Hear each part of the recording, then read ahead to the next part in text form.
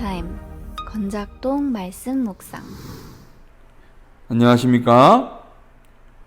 오늘은 이사야 44장 21절에서 45장 7절까지의 말씀으로 함께 묵상을 나누고자 합니다.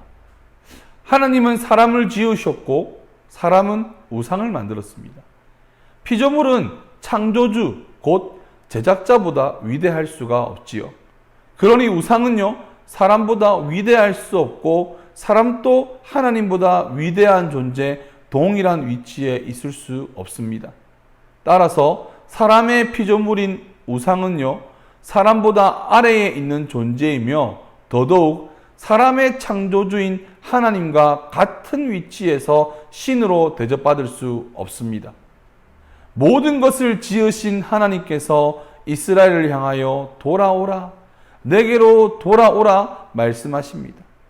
왜 하나님은 이스라엘을 이처럼 애타게 찾으시며 돌아오라 하실까요? 하나님이 이스라엘을 지으셨고 택하셨고 구속하셨기 때문입니다.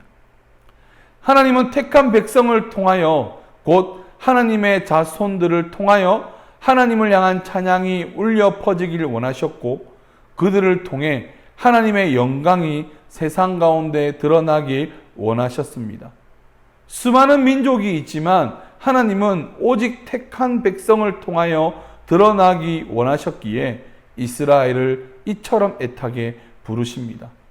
하나님은 이를 위하여 때로는 벌을 내리시기도 하시며 그들이 하나님을 잊지 않도록 애쓰시는 것입니다. 이스라엘은 고난 속에 하나님의 직접적인 역사가 있기를 원했을 수 있습니다. 다윗과 솔로몬처럼 강력한 인물이 등장하여 하나님의 구원을 보여줄 것을 기대했을 수 있습니다. 그러나 그들의 기대와 달리 다른 방식으로 하나님은 일하십니다. 하지만 이 다른 방식이 결코 비밀이 아니라 이스라엘에게는 예언으로 알려주셨던 것이지요. 하나님은 이스라엘을 핍박하는 바벨론을 멸망시키시기 위하여 이방나라 바사의 왕 고레스를 택하셔서 이스라엘의 구원 역사에 개입시키십니다.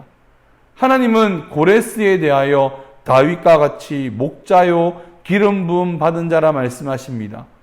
하나님은 하나님을 알지 못하는 고레스 왕을 부르시고 그에게 하나님이 여호와이심을 밝히십니다. 그리고 고레스 왕을 통하여 이스라엘을 지키시고 돌보시고 땅을 회복하게 하시고 마침내 그들이 하나님을 부를 수 있는 길을 열도록 계획하셨고 이를 이루어 가십니다. 하나님은 어떤 방법으로든 하나님의 일을 이루어 가십니다. 하나님의 손으로 모든 것이 지어졌으니 만물을 쓰시는 것은 하나님의 뜻에 담겨져 있는 것입니다. 고난도 행복도 빛도 어둠도 형통도 아픔도 모두 하나님께서 만드시고 주시는 것입니다. 이스라엘 백성 중이든 이방 백성 중이든 하나님은 택하셔서 주의 일을 이루십니다. 하나님은 그 모든 것을 통하여 하나님이 참신이심을 밝히시고 이스라엘을 회복시키어 하나님의 백성으로 하나님을 높이고 영광을 위한 존재로 살도록 인도하시는 분이십니다. 그러니 이스라엘은 하나님께로 돌아가야 합니다. 포로기의 힘겨움, 삶의 고통만 생각하며 불평과 원망할 것이 아니라 왜 이스라엘 백성이 아니라 고레스냐 불평할 것이 아니라 이스라엘을 부르시는 하나님께로 나아가서 하나님의 섭리를 찬양하며 하나님의 영광을 위한 백성이 되어야 합니다. 우리도 하나님의 택함받은 백성입니다. 예수를 주로 시인하여 구원받고 하나님의 자녀가 된 자들입니다. 삶의 자리에 고난이 찾아오고 현실의 벽이 높아 보이고 코로나로 인한 팬데믹 상황 가운데 우리는 어떻게 해야 할까요? 힘겨울지라도 우리는 현실에 좌절하고 분을 내며 분열하고 다툼으로 가는 것이 아니라 창조주이신 하나님을 바라보고 지금 삶에서 더욱 기도하며 버티며 함께 힘을 내어서 천천히 걸어가야 합니다. 세상과 동일한 방식으로 대처할 것이 아니라 믿음의 눈을 들어서 하나님의 놀라운 주권을 인정하며 우리의 삶을 믿음으로 살아내야 합니다.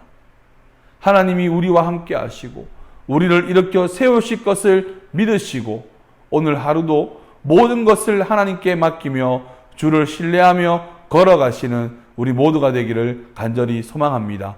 감사합니다.